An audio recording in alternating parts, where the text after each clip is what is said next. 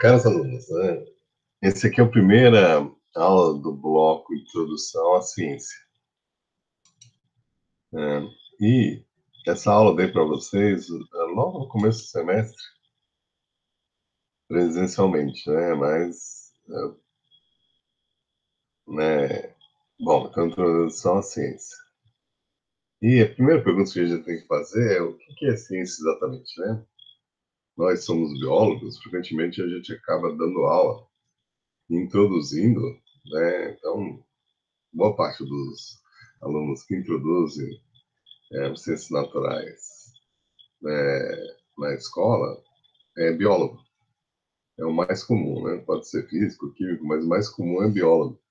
E é bom a gente ter uma boa noção do que é ciência para a gente poder explicar a ideia para os alunos, né? De que nesse mundo de Covid, nesse mundo de aquecimento global, compreender o que é ciência é muito importante para a gente poder tomar as decisões corretas, né, nas nossas interações com o mundo. Muita gente confunde, acha que ciência é tecnologia. Mas, na verdade, a tecnologia é a aplicação do conhecimento científico, né? Aí algumas pessoas, então, acham que, então tá, né? Então aqui a gente tem o professor Pardal, né? Trabalhando no laboratório dele, né? E inventa-se qualquer coisa e ele está inventando uma máquina. A máquina dele não é ciência. Então você pode supor que, tá, mas o conhecimento no cérebro do professor Pardal é ciência. Mas enquanto que o conhecimento científico permite a gente aplicar ele e produzir tecnologia, o conhecimento é produzido por um método. Então, a ciência é o método que produz conhecimento, né? Então, a ciência é um método. E ele começa com a premissa de causas naturais explicam os fenômenos observados. Então, esse aí é o princípio fundamental da ciência. E por isso que o criacionismo, o design inteligente, não são não são ciência. Eles começam com o princípio que, né, as nossas explicações não são suficientes para explicar as coisas, a gente tem que invocar o divino, o sobrenatural.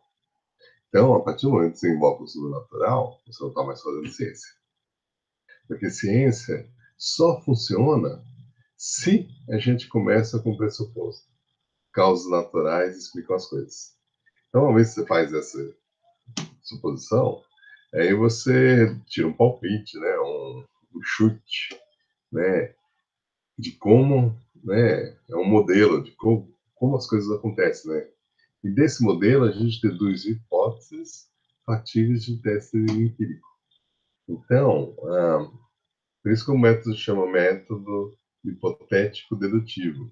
Porque começando com as suas premissas, com o seu modelo, você deduz hipóteses, né, que devem ser verdadeiras se o seu modelo for verdadeiro, né? E aí você parte para o teste empírico. E essa parte é a mais importante, porque o teste empírico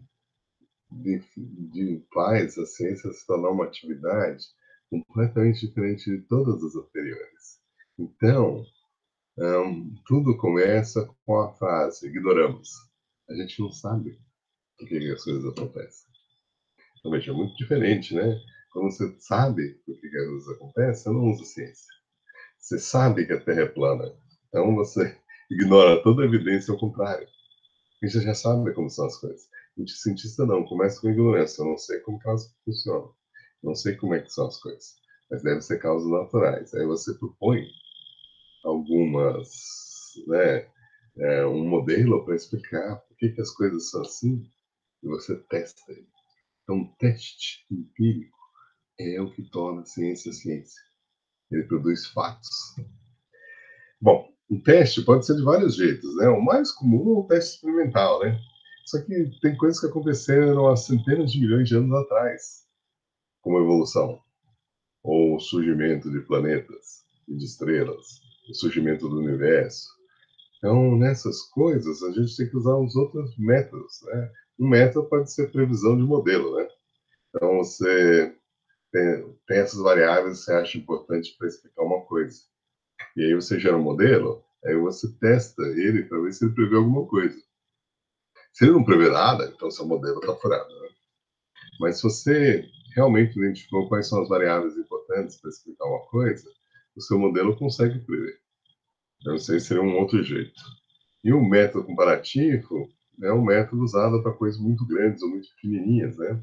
Em que a gente, né, é difícil você estudar a formação de estrelas no laboratório, né?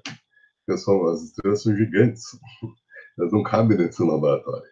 Então, você usa o método comparativo, olhando as estrelas diferentes e vendo se, né, premissas que você deduziu ajudam a explicar, né, a variação das estrelas e por que algumas explodem numa supernova e outras explodem numa nova e outras simplesmente ficam vermelhas e esfriam, né? Então, né, um método comparativo você usa também planetologia, como você compara Marte com Vênus, com a Terra, com Saturno e assim por diante, para tentar descobrir, deduzir princípios que talvez expliquem por que eles são tão diferentes. Então, o método comparativo é um outro jeito de você testar hipóteses, né? Então, são os três métodos. Dentro da biologia, a gente usa filogenias para fazer os testes pelo método comparativo, né? Bom, aí você usou um desses três métodos e você falsificou ou não sua hipótese. Então, ciência nunca prova que nada está certo. Ela falsifica as hipóteses que estão erradas. O que sobra deve ser verdadeiro. Acho que o Sherlock Holmes uma vez enunciou esse princípio, né? Quando você exclui o impossível e, e o que sobra deve ser o que ocorreu, né? Então, o método científico ele exclui o impossível, e a hipótese que sobra de pé deve ser verdadeira. Então, o ideal é você testar mais de uma hipótese e falsificar o maior número delas, e aí a que sobra de pé deve ser a verdadeira. Então, falsificou, se joga fora. Ah, que se o cientista está testando uma ideia e, e dá um resultado que eu não esperava, ele vai repetir o experimento, ele vai repetir o experimento. Mas, se isso aí é consistente, né, então a repetibilidade é super importante. Não pode obter um resultado uma vez. Tem que repetir várias vezes. Mas se é isso que está acontecendo, a hipótese foi falsificada e você joga no lixo. Mas, se você não falsificou a hipótese, aí você tem algo interessante, que talvez esteja no caminho correto. Então, aí você repete, e repete, e repete, né? Testando variações e tudo, até que você incorpora a hipótese na teoria. O seu modelo que vai ficando cada vez mais complexo conforme as hipóteses são testadas, e eventualmente você tem uma série de, né, princípios que juntos fazem uma teoria. Então, numa linguagem coloquial, teoria é uma coisa que incerta. E na linguagem científica, teoria é uma coisa muito sólida, porque a gente fez o possível para quebrar ela, fez o possível para falsificar ela, e a gente não conseguiu. Então, a teoria da evolução é como dizer o tanque, como dizer o coraçado, é como dizer né, a montanha Everest, porque é uma coisa que foi testada tantas vezes que as bases delas são consideradas sólidas. Bom, esse jeito de ver as coisas é um jeito extremamente poderoso. Qual o começo disso? E o começo da civilização ocidental está entre os gregos. Os gregos estabeleceram as bases da nossa civilização. Então, isso aí é muito importante, porque cada civilização é única.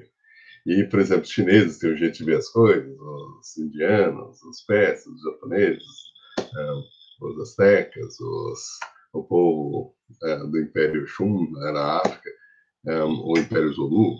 Então, cada povo tinha um jeito de ver as coisas. O que é interessante dos gregos é que eles eram um povo extremamente lógico, tanto que a geometria, né, a matemática, a aritmética, a trigonometria, tudo são palavras gregas, que começaram com os gregos, inclusive lógica.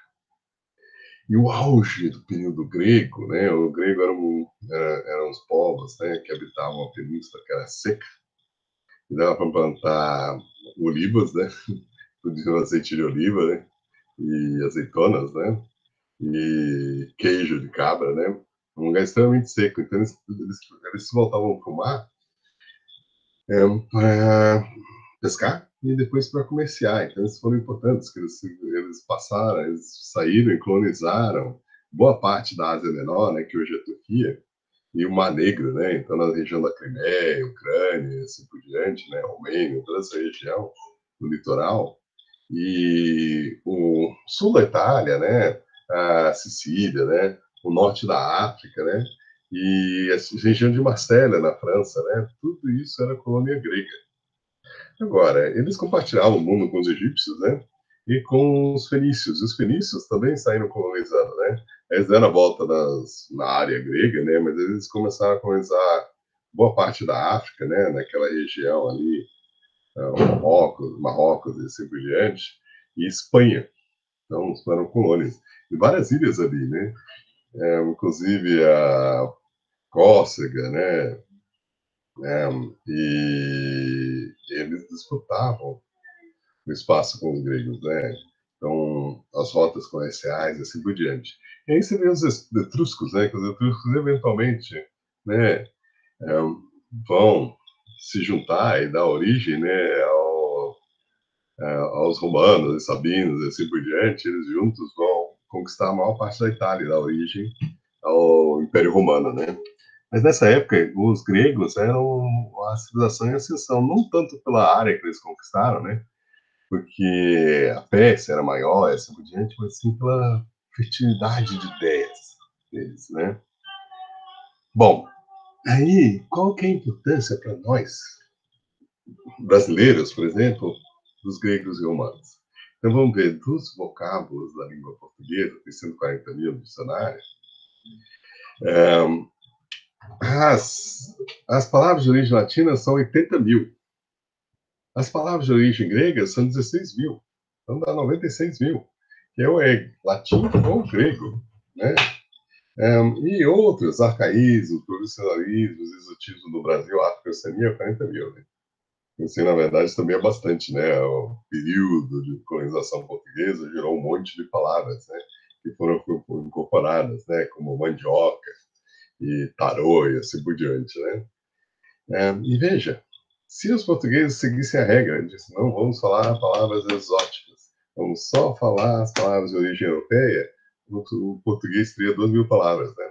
Então, uma parte veio do Império Romano, latim, e do grego, 16 mil. Então, e é muito interessante, porque os romanos, eles são herdeiros dos gregos, né? Eles foram conquistados pelas ideias dos gregos, né? Ah, mencionando aqui, tá vendo esse busto de Péricles? Ele era o líder de Atenas na época de ouro dos gregos, né? Tá vendo essa coisa aqui na cabeça dele? É um capacete, ele empurrou ele para trás, né? Eles estavam em guerra contra os persas e eles ganharam, né? E logo depois floresceu a maior era, né? Então, famosas estátuas foram feitas que passaram a ser imitadas por todo mundo. Então, essa é uma estátua de Afrodite, né? E os romanos depois ficaram imitando, porque eles queriam ser gregos, né? Bom, aqui algumas palavras de origem grega, né, do português. Veja que são os conceitos como cidadania, grego, democracia, grego, anjo, grego. Então, né, vamos dar uns pulinhos aqui, né? Bíblia, grego, né? Biblioteca, grego, né? Biologia, a gente, né? Grego, né? Endocarpo, grego, endogênese, grego, né? Trigonometria, grego, né? Sistema endócrino, grego, né? Dinamômetro, grego, né? Zoogeografia, grego, né? Misantropo, grego, né? Psicologia, grego, né? Teologia, grego, né? Tudo é grego. Tudo tem a ver com ciência grega, né? Então, na verdade, cosmologia, tudo é grego. E veja, até os médicos hoje em dia, que eles vão, né, eles fazem o juramento hipocrático, que tem a ver com né, Hipócrates, que é considerado o pai da medicina, né? Ele, né, a medicina era uma atividade exercida pelos sacerdotes de Apolo, né? Então aqui você tem um bastão de Apolo, né, com uma cobra, e ele está com um remédio na mão, né? Hipócrates, ele criou um, um juramento enorme, né? Eu juro por Apolo Médico, por Euslápio, Ígia, por Prazer, por todos os deuses e deusas, que a carta é juramento, que eu procurarei cumprir com todas as minhas forças físicas e intelectuais. É bem cumprido, né? Mas a parte principal é a vida que professar será para o benefício dos doentes e para o seu próprio bem, nunca para o prejuízo deles ou com malévolos propósitos. Ou seja, o doutor, ele jura que vai agir em benefício dos seus interesses. Então, se ele tem um remédio caro para te vender, um remédio barato, e o remédio barato é melhor do que o remédio caro, ele vai te dar o remédio barato. Mesmo que ele ia ganhar mais dinheiro vendendo o remédio caro para você. Então, hipoteticamente, o médico tem que trabalhar em prol de você, não de si próprio. Tá? Então, boa parte de quem nós somos hoje em dia depende né, depende da nossa história, né? Depende dos gregos. E uma coisa muito importante, só um minutinho. Isso. O que você está fazendo? Deixa eu sair já daí.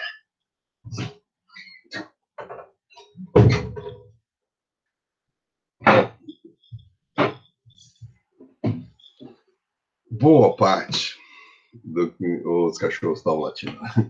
Então, um, Hipócrates é super importante porque ele fez um ensaio sobre a loucura divina, né? A epilepsia. E nele ele diz: é assim no que diz respeito à doença dita sagrada, que a epilepsia era considerada uma doença sagrada. Um dos deuses tocar em você, você entrava em epilepsia. Não me parece ser mais divina nem mais sagrada que outras doenças, mas tem uma causa natural, ciência, causa natural, de origens com outras afecções. Os homens consideram sua natureza causas divinas por ignorância e admiração. Então veja, diferente dos chineses, diferente dos hindus, diferente de todos os outros povos, os gregos estavam propondo que causas naturais explicam as coisas. Então, ao invés de usar misticismo, uma energia misteriosa, o que eles estavam propondo causas naturais explicam as coisas. Então, se você estava doente, podia talvez fosse sua dieta, talvez fosse alguma causa, você estava desidratado, eles procuravam alguma causa natural para explicar por que você estava doente. Eles tentavam tratar você com remédio, com alguma coisa, porque eles supunham que não era uma vontade divina que te causava doença. Você estava doente por causa de causas naturais. Restava descobrir quais que elas eram, né? Então, o hipócrita é muito importante, porque uma das coisas que ele percebeu é que quando as pessoas recebiam uma pancada na cabeça, elas podiam ficar completamente diferentes do que elas eram. E ele falou, olha, na cabeça tem um cérebro. Então, ele considerava o cérebro, o encéfalo, como a sede da sabedoria, da consciência, da inteligência, das emoções. Que pessoas que sofriam lesões no cérebro mudavam de comportamento, perdiam a memória e assim por diante.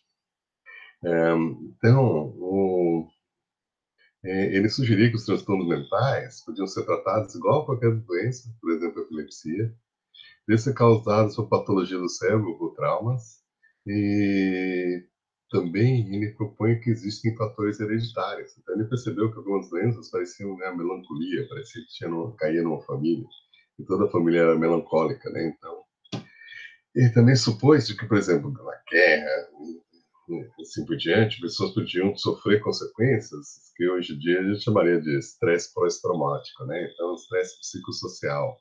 E outra coisa, os egípcios ele aprenderam a ter o conceito de histeria, né? Para descrever sintomas físicos sem causa física aparente. Então, a pessoa sentia uma coisa porque estava com sofrimento interno, tá bom? Então, do reflexo, né? Então, o Hipócrates é muito importante porque estava usando o conceito básico da ciência. E essa tendência dos gregos de procurar causas naturais para as coisas é, gerou um movimento da filosofia grega que ajudou a organizar todas as ciências, a matemática e assim por diante. E Então seria esse período, né, no século IV, berço da filosofia, né, que tem de Mileto até Sócrates, né? Esse é o período pré-socrático. E esses filósofos eram conhecidos, né, como os físicos, né? Então, eles estavam tentando explicar os princípios constitutivos do universo. Eles acreditavam que se você usasse a lógica, assim como na matemática, você deduziria princípios que explicam o universo, né? É, também tem vários movimentos, porque eles tinham uma ideia, cada cidade era um estado, né? Então, é, estavam muito preocupados em explicar, né, os gregos, eles tinham umas noções de que, por exemplo, importante você, né, é, o cidadão, ele treinava o corpo no ginásio, palavra grega, né, e ele treinava a mente nos simpósios, né, que eles se encontravam para debater textos. E eles frequentavam, né, o espaço da universidade, né, do liceu, né, que eles chamavam a palavra grega, então, de que para escutar os mestres e as aulas eram meio livres, assim, porque eles chegavam e ficavam, tinham rodas de filósofos, eles participavam da roda, eles debatiam ideias, eles aprendiam a arte da retórica e como apresentar os argumentos de uma forma lógica, né? Então, essa ideia de que o cidadão prepara a sua mente e seu corpo para servir a cidade, a polis, né, é uma noção de, sabe, de dever, né? A cidade é protegida pela sua cidadania, né? Inclusive, quem podia comprava uma armadura, né? Tinha uma lança, isso, aquilo, e eram os hoplitas, né? Era a infantaria que defendia a cidade. Então, por isso essa ideia de serviço, de morrer pela cidade, a polis, né? Então, nesse período, você também tem esse movimento sofista, né? Filosófico, né? Para explicar o seu papel dentro da cidade, a polis. Aí eles desenvolveram vários princípios, né? Por exemplo, a identidade da contradição, né? E eles consideraram o que é o ser, né? Então, esse seria o começo da filosofia grega, né? Um, bom, o período clássico, o período máximo, começa com Sócrates, né? E o Sócrates é muito interessante, né? Porque uma das coisas que ele falava é uma vida sem reflexão não vale a pena ser vivida, tá bom? Então ele achava de que era super importante para todas as pessoas refletirem e para viverem, vivenciarem o máximo da vida, né? Senão é uma vida que nem um porco ou uma galinha, né? Você fica a vida comendo, defecando e você nada refletiu, né? Então, essa preocupação com o homem, com o significado da existência humana é fundamental. Ele estudava o que é o conhecimento e ele admitia que a gente não sabia, então ele buscava o diálogo. E no diálogo, ele usava técnicas como a ironia, e a meiêutica como os métodos, né? Então, isso aí, ele botava, né, ele mais ou menos analisava a conexão entre uma proposição, não, e sua conclusão, né? Uma premissa e sua conclusão. Ele usava a lógica para deduzir, né, a relação entre elas. Então, por exemplo, se o que você deduz a partir da sua premissa está errado, então a sua premissa deve estar errada. Então, ele usa o método socrático, ele faz uma série de perguntas, né? Inclusive usa a ironia, né? Para, né, forçar as pessoas a pensarem, né? E analisarem as suas conclusões e ver se as suas propostas estão certas, né? Então, ele analisa os usos e costumes, ele analisa o regime democrático grego. Isso aí fez com que, eventualmente, decretasse sua morte apenas, por não acreditar nos deuses e corromper a juventude. Então, Platão escreveu um livro, O Banquete, em que ele conta o fim de Sócrates, né? Porque Sócrates, ele foi, ele, ele foi julgado culpado, né? Ele ou podia ir embora ou ele teria que tomar veneno. E ele escolheu tomar veneno porque ele já tinha tido uma vida longa E ele não queria se separar dos seus alunos e dos seus, né, é, ele tinha quase 70 anos, né, então ele não queria se separar dos seus alunos e da sua cidade amada, né. Então ele tem um banquete que todos se reúnem e fazem uma elegia a ele, e depois ele, cercado de seus amigos, toma veneno e morre, de braços dados com seus alunos e amigos, né. E essa história é contada por Platão, que foi seu aluno, né. E o Platão é muito importante, porque no fundo o Sócrates não escreveu nada, ele achava que a vida estava em transição, ele achava de que não valia a pena você escrever as coisas, porque ele estava baseado nos físicos, né, nos filósofos mais antigos, que achavam que você só pode entrar no rio uma vez, né, e as coisas sempre estão em transição, né, mas Platão não, Platão escreveu bastante, inclusive o que a gente sabe sobre Sócrates foi ele que escreveu. O Platão, ele criou o dualismo grego, né, que você tem o sensível e o espiritual, o bem e o mal, a unidade e a polaridade. Então tem esses dualismos, né, que até hoje são importantes, inclusive principalmente na religião. A gente assiste uma novela e fica pensando, esse aqui é do bem ou do mal, né? Então a gente está pensando no raciocínio bem platônico, né? Então, uma ideia muito importante dele é a ideia do mundo das sombras e o mundo das ideias. Então o mito da caverna, que é uma parábola, você tem pessoas que estão amarradas, eles enxergam a parede da caverna. Eles veem as sombras. E eles escutam um passarinho cantar e voar, e você vê a sombra. Então você acha que a sombra é a realidade. E se você pudesse quebrar as correntes desse olhar, você veria o mundo na sua riqueza. Mas como você está preso só olhando a caverna, você não sabe como que o mundo é. Ele fala que esse aí é um paralelo com o mundo das ideias e o mundo sensível, né? Porque o mundo das ideias, do espírito, ele é, por exemplo, você imagina a essência do triângulo, né? Isso, né? É, então três lados, né? Que são 180 graus. Isso aí é, é a essência do triângulo. Agora, assim, triângulos reais, eles podem ser perfeitos, mas a ideia é perfeita, né? Então ele fala de que assim como as sombras estão para a gente está para o mundo das ideias, né? Que a gente tinha que buscar elas. É, e ele, ele sabe que a polis exige justiça, né? Então ele escreveu sobre política, né?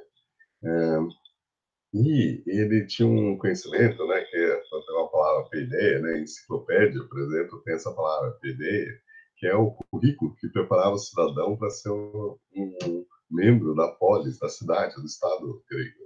Né? E o filósofo é considerado o mediador entre o sábio e o ignorante. Né? Então ele transmite as ideias, né? Então, o Platão é super importante, só que o Platão se preocupava com política, com justiça. E Aristóteles, ele vai além, porque ele usa, é, ele é o criador da lógica formal, e usando a lógica, ele organiza as ciências do organon, né?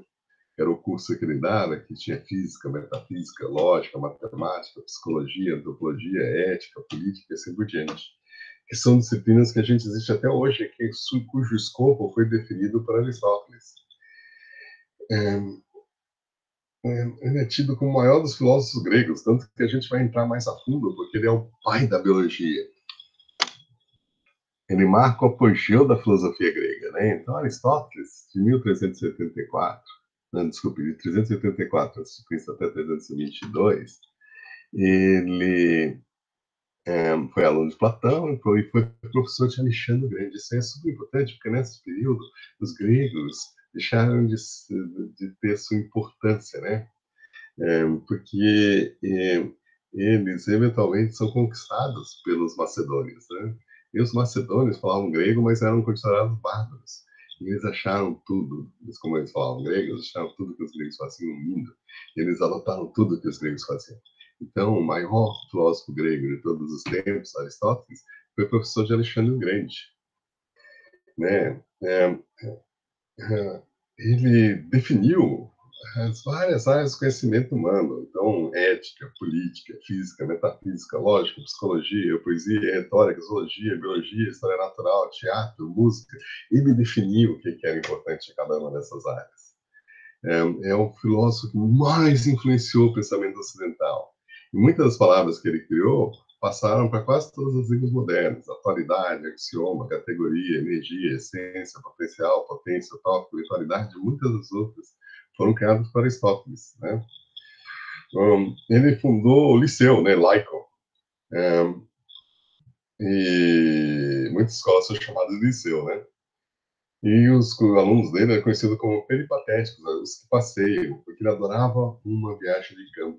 Ele falava sobre economia, ao invés de falar dentro da sala de aula, ele ia lá no porto e mostrava o que estava sendo importado, exportado e assim por diante. Ele falava das plantas, falava dos animais, falava de tudo, né? Ele gostava de dar aula ao ar livre.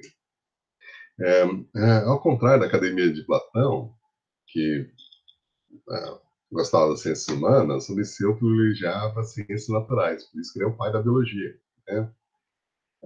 E Alexandre, tendo sido aluno dele, ele foi e conquistou o mundo e mandava ao mestre exemplares da fauna e flora da região conquistada.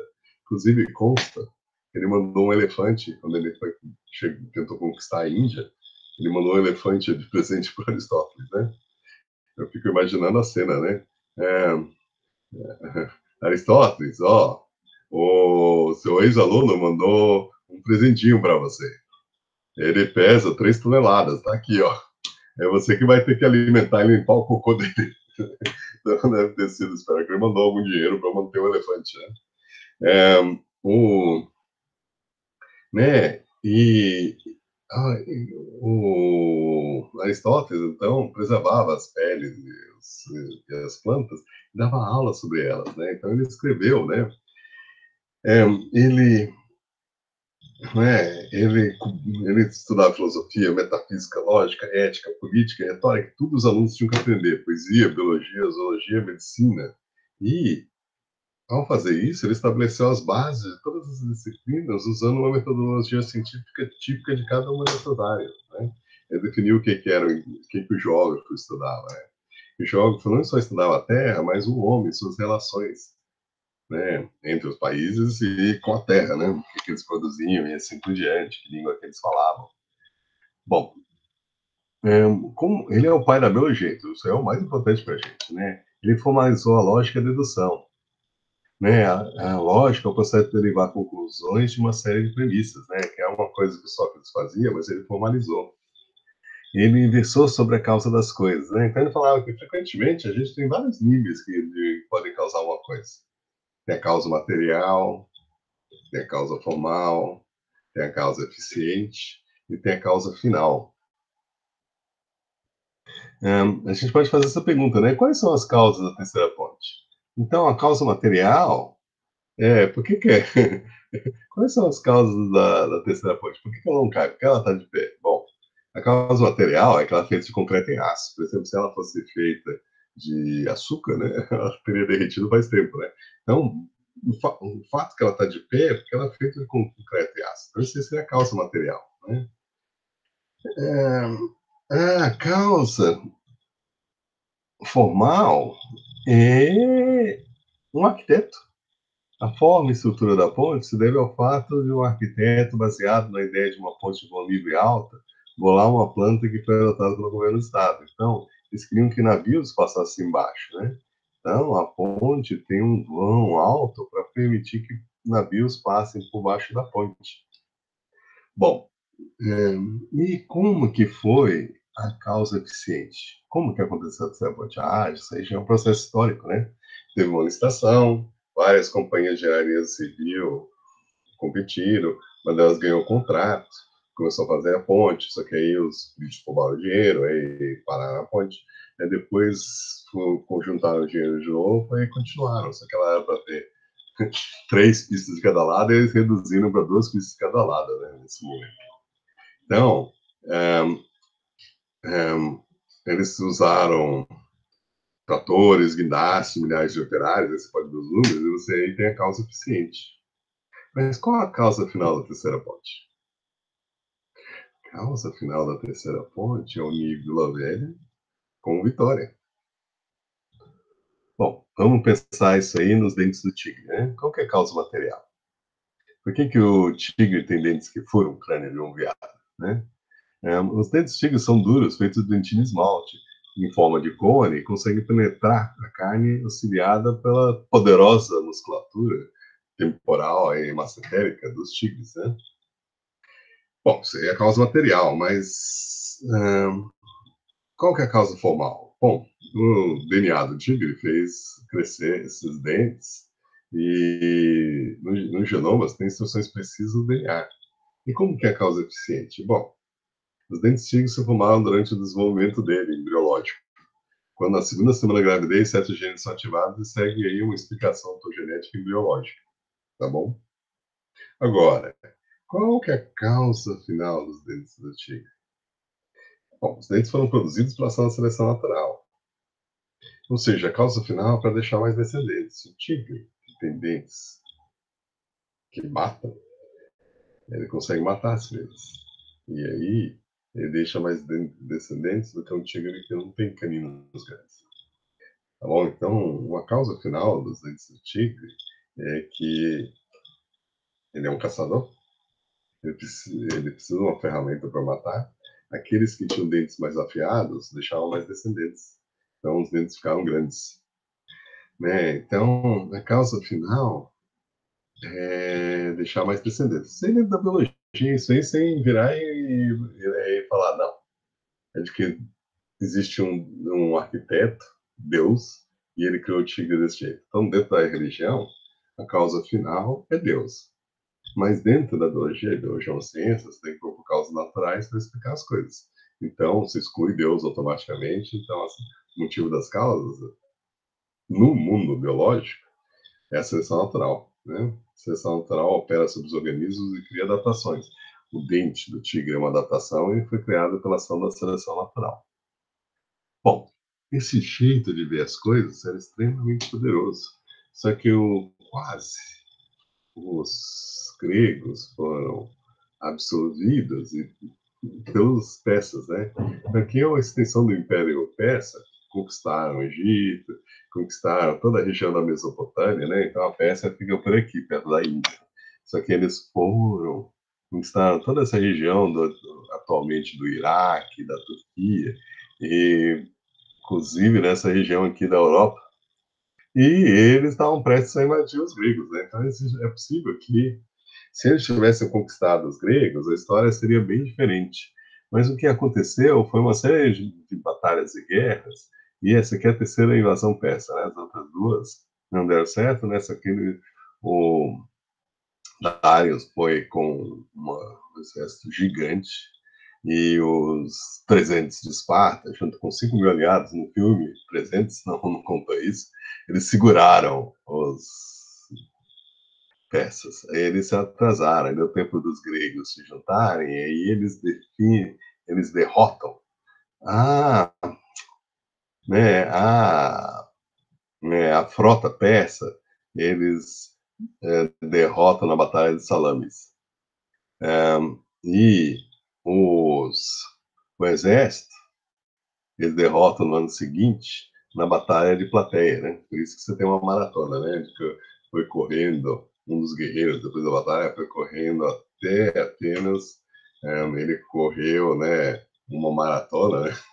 Para contar o que tinha acontecido, né?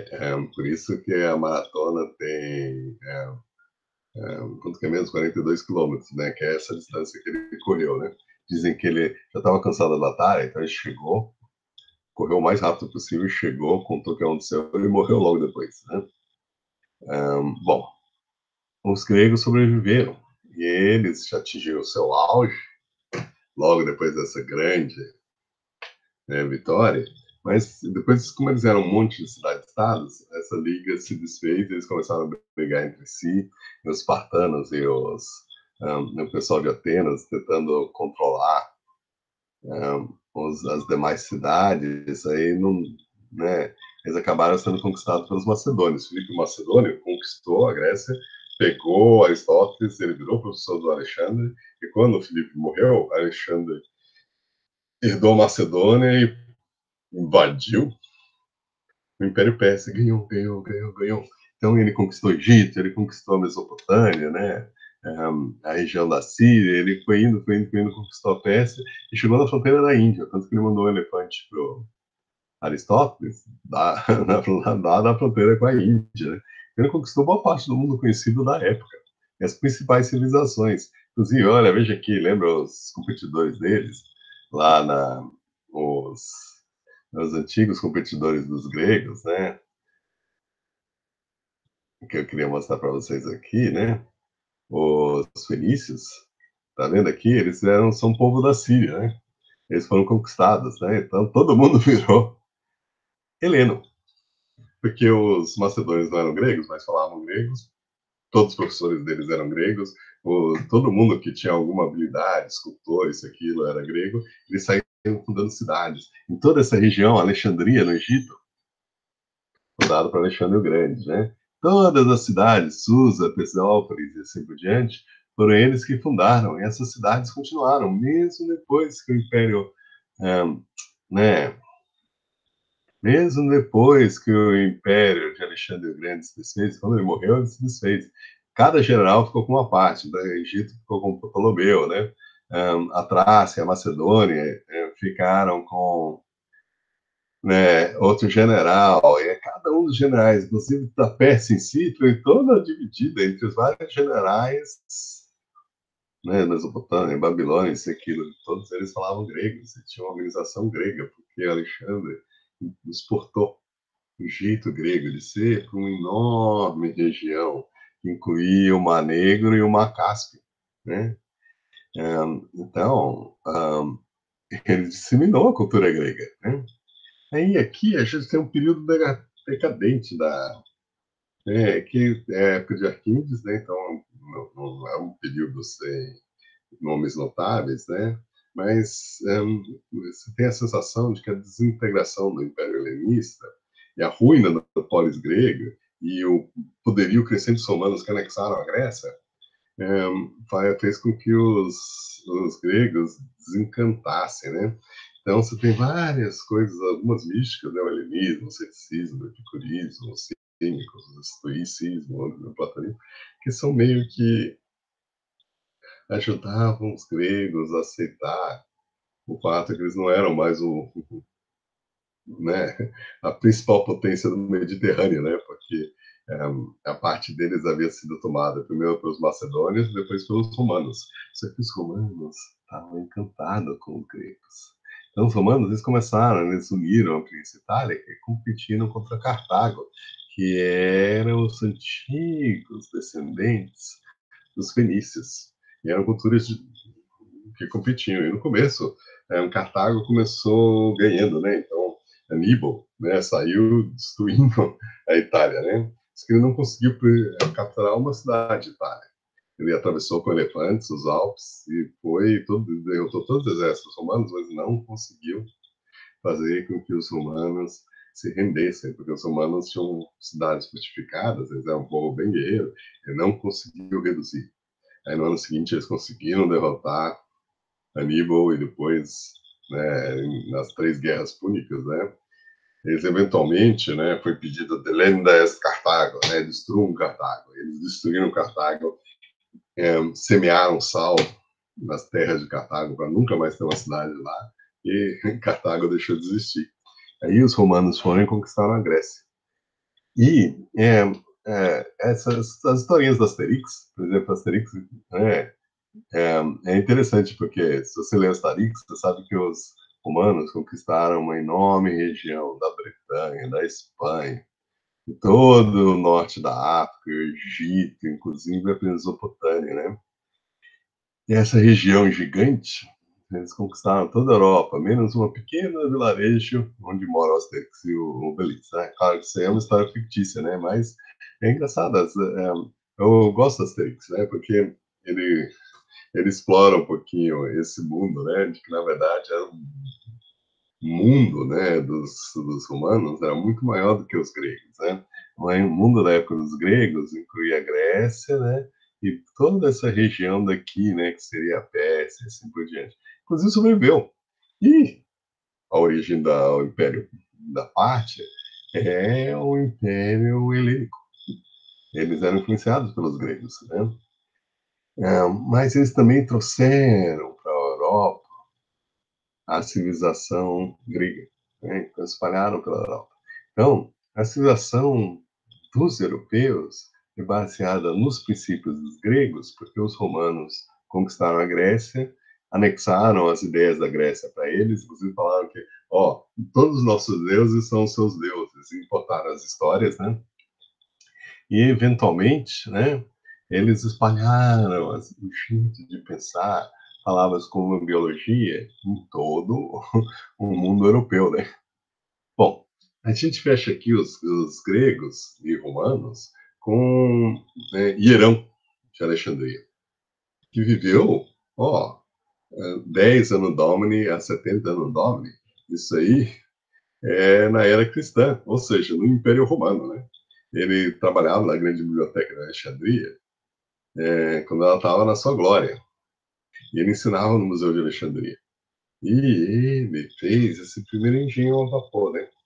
Então, ele aqui a gente tem um monte de carvão queimando, esquentando uma tigela cheia d'água que está tampada. E o vapor da água sobe por aqui, né? Então, né, por esses tubos e entra nessa esfera que gira em cima desses tubos. Aí o que que acontece? Você tem essas tubinhos que são dobradinhos e que é de onde o vapor pode sair. Ele produziu uma máquina para girar. Então, Irão apresentou esse engenho aos seus colegas, né, lá do Museu de Alexandria, e houve um enorme silêncio. Então, isso aí é fictício, né? Isso aí você está imaginando como é que foi. Enquanto a esfera, lançando vapor para os tubinhos que dela saíam, tomava impulso e girava cada vez mais rápido, assobiando. Elicio, o filósofo, resmungou indignado. E o engenho de um homem de engenho deve perder-se em tais futilidades? E tua alma, ó inteligente idiota? O movimento de tua alma não é mais importante do que o da água? Estudar filosofia para fabricar mecanismos como um vil artesão? Usar as mãos como um escravo, em vez de usar o espírito como amigo do conhecimento? Então, veja, na mentalidade grega e romana, lembra que ele é da época romana, né, o Hierão? Trabalhar com as mãos é coisa de escravo. Né? Numa cidade grega que criou a palavra democracia, 80% das pessoas eram escravos. Então, na verdade, 20% eram homens livres, mas, na verdade, o cidadão em si tinha que manter as armas. Então, na verdade, é uma percentagem desses que eram a cidadania. Uma coisa que frequentemente acontecia nas cidades gregas, então, por exemplo, Atenas, é de que eles tentavam ampliar o voto. Para quê? Para que aumentasse o poder político dos políticos. Né? Então, tinha políticos que argumentavam que quem votava não deveria ser só os ricos, mas sim o pessoal da classe média, inclusive os artesãos mais pobres. Então, claro que esse pessoal gostava e votava nele. Então, então uma das grandes coisas, né, da gente perceber é de que todo mundo antigo, clássico, era sustentado pelo trabalho de escravos. Então, eles achavam que o filósofo tinha, dentro da dualidade platônica, se dedicar ao trabalho da mente, que é separado do trabalho físico. Então, no fundo, foi criada uma máquina a vapor, só que não foi colocada para trabalhar. Então, quase, quase. A gente teve prestes até uma revolução steampunk, né? Uma revolução de máquinas de vapor no período antigo, mas no fundo o período antigo dependia de escravidão. Isso e escravidão é venenosa. Então, não ocorreu. E, eventualmente, o mundo romano ruiu por causa das invasões bárbaras. Agora, não todo mundo romano, né? Então, na verdade, o Império Romano do Leste sobreviveu na forma de Bizâncio, que foi ser destruída 1000 anos depois da invasão dos turcos. Mas ela meio que fossilizou. E a Europa em si foi conquistada por vários bárbaros, né? Então, os anglos e saxões invadiram a Inglaterra, por isso que, se a gente fala inglês, né? Dos anglos, né? E você fala os anglo-saxões, né? E os francos fundaram o reino de Franquia, que virou a França, né? E né, vândalos foram e conquistaram a região de Cartago, né, toda essa região aí mas eles na verdade conquistaram a Europa e depois foram expulsos, por exemplo, pelos visigodos. Então muitos dos antigos reis de Portugal e Espanha tinham nomes como Eurico e assim por diante, e são nomes dos visigodos, um nome alemão, né? E todos esses, né, povos, os godos, visigodos, os ostrogodos, eles foram empurrados pelos hunos, né? Os hunos eles não eram povos germânicos, né? Eles eram povos do leste, né? Como os tártaros e os mongóis, né? Eles foram empurrando todos os outros povos pela frente, né?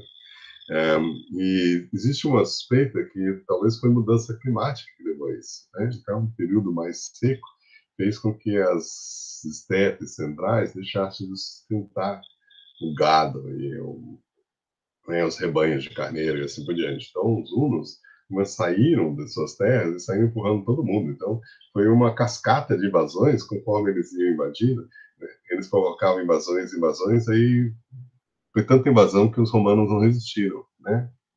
E a gente aí está fechando o período clássico. Então, vou fazer uma pausa aqui, depois a gente continua com o período medieval. E a pergunta fica: como que sobreviveu o conhecimento dos gregos?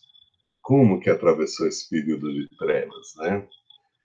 Então, eu vou fazer uma pausa aqui, né? E a gente vai encerrar o bloco 1. Então, tem mais aqui para você.